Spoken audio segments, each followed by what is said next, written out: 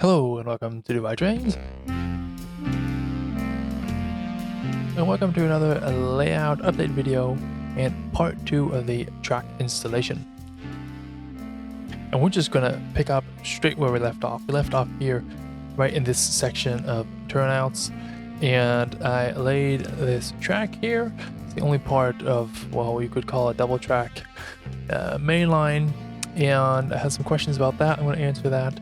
Then we'll look at the brewery section, and I have actually a whole list in my Chinese writing that we're going to talk about. So for this curved section, I tested it with a few of these 65-foot passenger cars. Now, I'm not going to run any of these 65-foot passenger cars on my layout,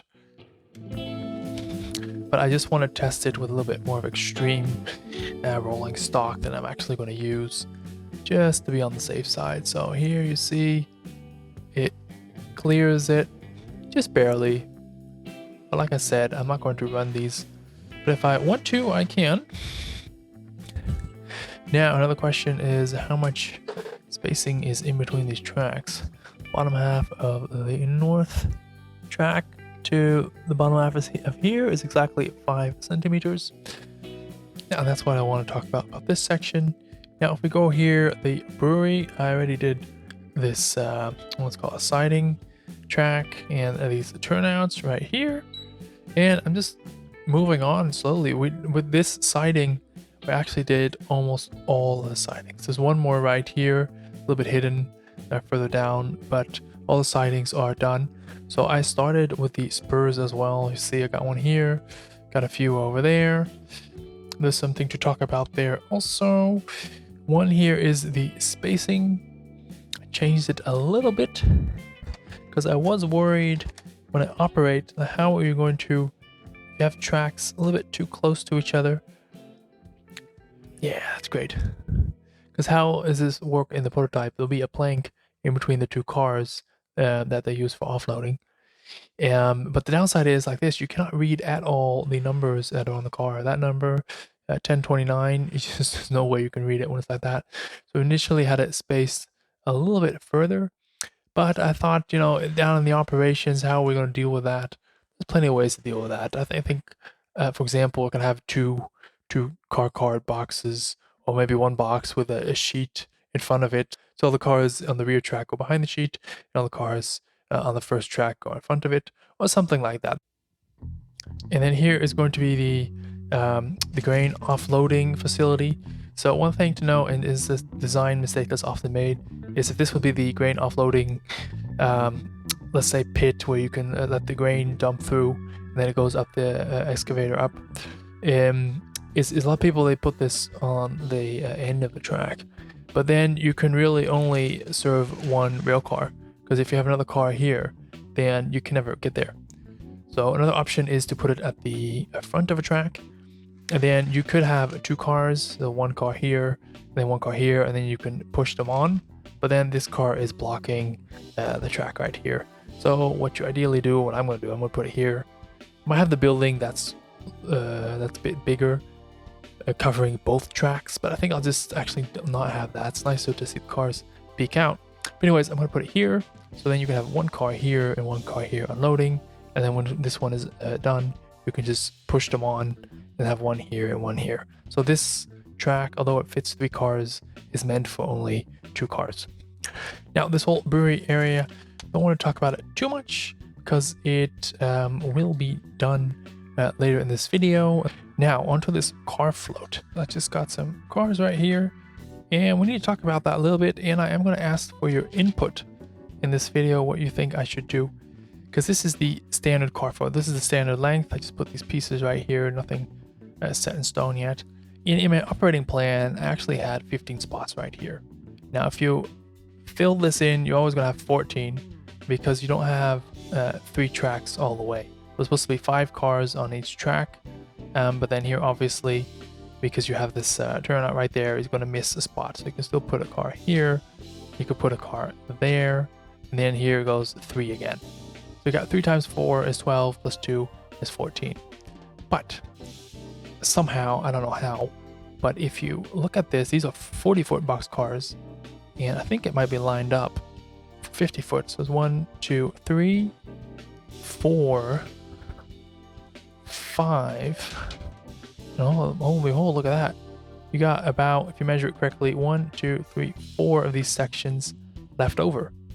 So now this is where your input comes to. There's two options, because the scenario was that this whole float scooted over to the back. So I had to trim this in to keep the float in the standard size as it is now.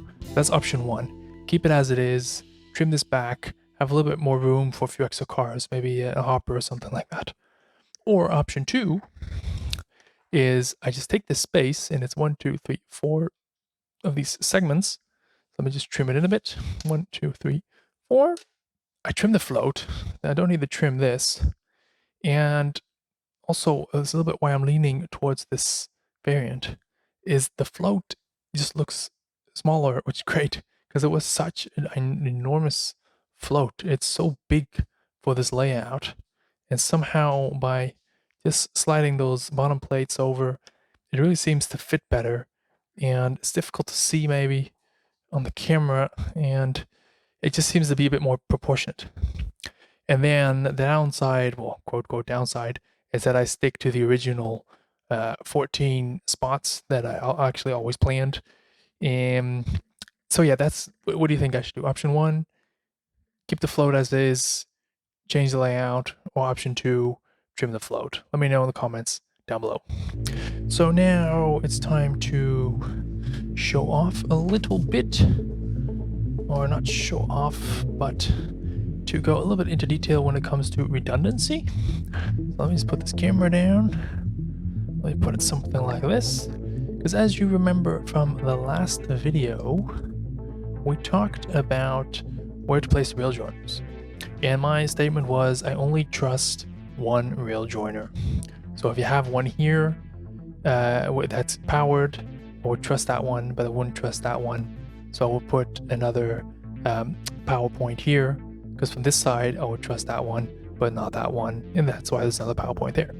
So that's the explanation. Let's give this a try. See how well these little guys work. For the most extreme case, if I get the power from the track here, then we have 1, 2, 3, 4, 5, 6 rail joiners. Will it work? Yes, it does. So you see that 6 rail joiners all combined together, all joined together, actually do work. Will it work over time? Is it super reliable over time? I can't tell you. I always did my trust one method.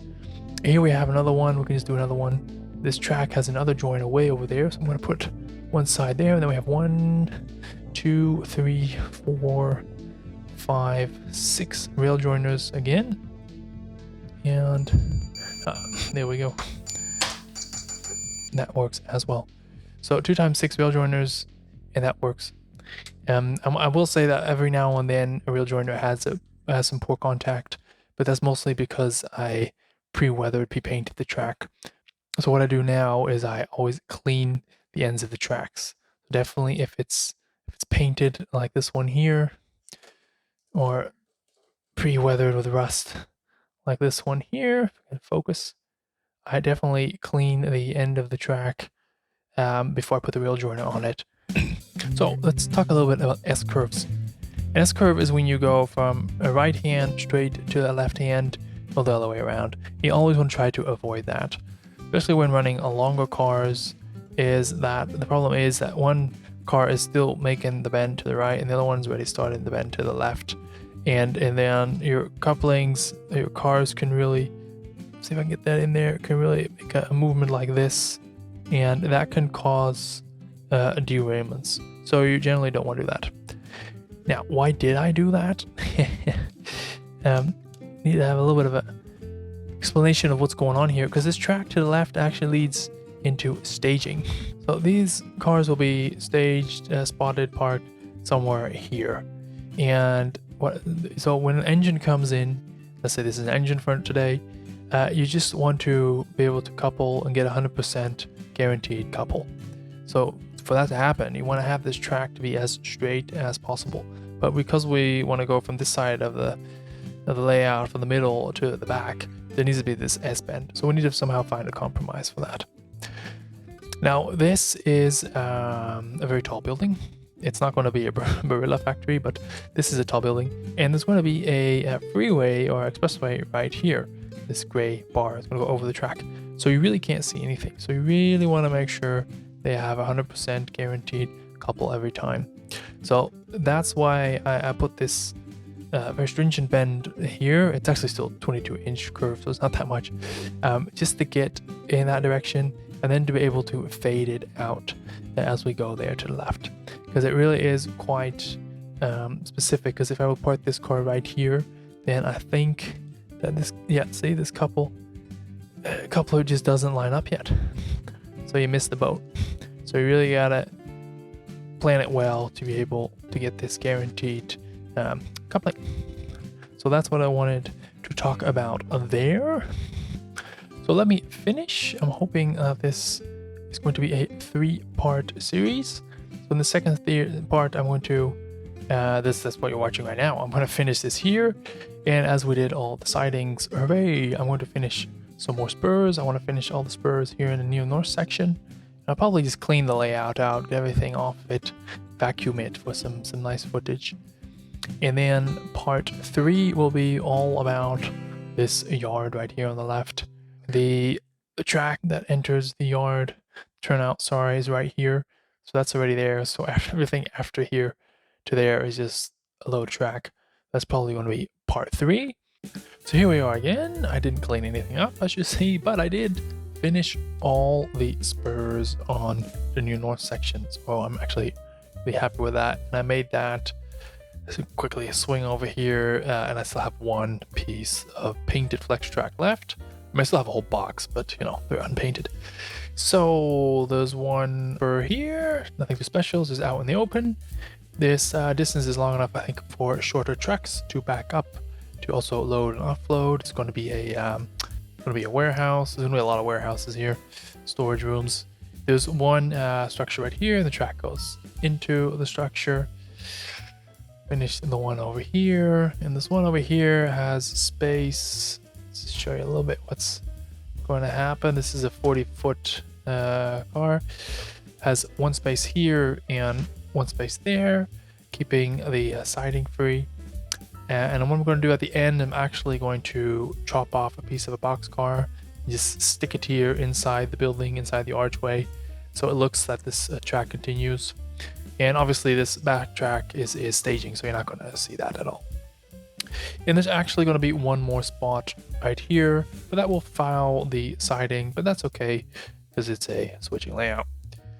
There's one more over here with 2 different industries, 2 different structures. Yeah, I laid this track right here, so there's going to be an industry right here, and after it another warehouse with 2 tracks. And this is a little bit of an interesting section. Let me get 2 cars just to explain a bit what we did. Let's talk about this section right here. So this is going to be for transloading as well, where goods are going to go from the freight house through the first car to the second car. And if you look at the track plan, the track is parallel all the way up to about here. And then this one curves into the turnout. And this one first makes a little bend to the left and then goes to the right into the turnout. So you can see that there's a slight little bend just right here. Now why did I do that? Well, because this last car is going to be spotted somewhere just around here. So just as the bend starts. That's not really an issue. But the thing is, the second car, you do want to be able to maneuver around that first car. So if I take this is a 50-footer, this is a 40-footer, it's going to be all laid out 40 feet. But just to take an extreme, let's take the 50-foot. So you see, it works out quite nicely. It just goes a little bit to the left, just a little nudge, just to miss the corner of this car right here. If I didn't have this, this would not be possible. Now in reality, this is a bit exaggerated. The car is somewhere more over here. But yeah, that's the details that I like to put in the track work. I think what gives it in the end, that gives the track work some character as well. So we have another spur right here. I already explained in a different video, there's going to be a very similar structure to this right here, but just a bit bigger. Then it goes back and then a bit more right here, and that's going to look amazing. I already love that building as it is, but more of that is the way to go. And then here, this is the brewery section, and I promised to get this completed, and technically I did, because the whole brewery area is complete now. Just ignore the structures, they're just there for scenery. So this track was already there, we talked about that. Put these two in, I already talked about that as well. Put this guy in for the oil offloading. So what did I do? I finished this one, and I finished the one there that connects. They both go into here, and it's not 100% finished, as you see. This is all still floating around. And then we go here. Sorry, I just had to clean up some stuff. And I did inventory on my turnouts, and I'm one right-handed turnout short. So until this arrives, yeah, I can't finish this area. I think I will commit to gluing this track. Then it will be glued up to here. And then later, when I finish the bridge scene, and also the scenery here, I can work around these two tracks if they're like this. I don't think that's an issue. You can already see it in the down below what needs to happen. This level basically just needs to be extended to about right here. Then we need to create some abutment here for the bridge, and then this will just roll off. And probably there's not going to be any water here. It's just going to butt up against the ferry structure right here, and same there.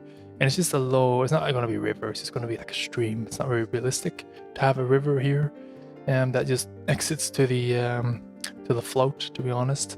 But I do want the scene with the bridges. So yeah, the railroad is mistake number one. Cram too much in the scenery. So that's what I'm doing right there. So I'm going to finish this later. I'm going to splice the track right here.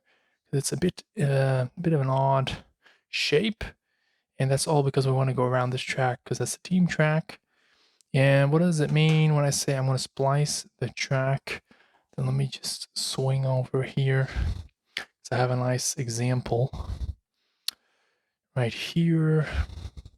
I spliced the track here because this section had to be weathered and all the rest not, because it's in the street. So there is a cut in the rail here, and there's a cut in the rail right here. So as you see, there's overlap of this length where the two rails overlap each other, and that helps to create one gradual curve. Otherwise, if you would take one track, cut it here, and then butt up the next one, it's really difficult to get this gradual curve in it. So that's what I mean by splicing the rail. That's always a good trick to do with any flex track that's in a curved section. Yeah, so that's the near north section, and it looks so completely different with a few spurs added. And I'm really, yeah, anxious to get running, as we all are, I guess. But we just need to power on. And by power on, I mean I'm going to finish that section over there that we just talked about. This is all done except for a few things. It's never all done. We have some fake track here that's non-operational, but I'm just going to consider that scenery. I'll do that later. Don't want to hold up running trains because of that. Then we have another piece of fake track right here. Used to be connected there, but they dismantled it. So I'll lay that later. So that's actually, let's consider that done. Then we have one spur right here that goes into the coal trestle. And I think the coal trestle, actually I painted so many ties in so many different colors. I think I can actually paint, well, glue it together quickly and paint it quite quick in the colors that I want. So I might do that. What I'm really looking forward to do is this car float. And I think some of you viewers are as well. So give me some feedback what you think I should do lengthwise the car float. So after about that half hours of work, it's on to a yard. So I'm going to do a final section, little inventory, well, I basically need all the rest of the turnouts that I have, and how much inventory I need for the flex track. So you'll see that in the last part of the track installment videos. So let me thank first all my Patreon supporters. It really helps to keep the channel where it is and to move it forward. thanks to you guys, I was able to acquire some extra filming gear, etc., to create these smoother shots and more wide-angle shots. And also special thanks to Chris from ABR Model Works. So all you guys listening, do have a look at his website. We do need to start looking into his products to lift that company off the ground, because it is, it is required. I mean, we're all doing this work and this effort for a reason, and the reason is to provide good products that people buy as well, and also to provide for ourselves and our families. So please have a look at abrmodelworks.com.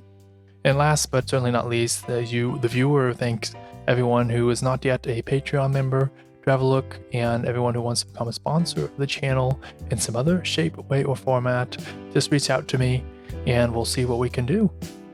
That's it for today. Bye bye.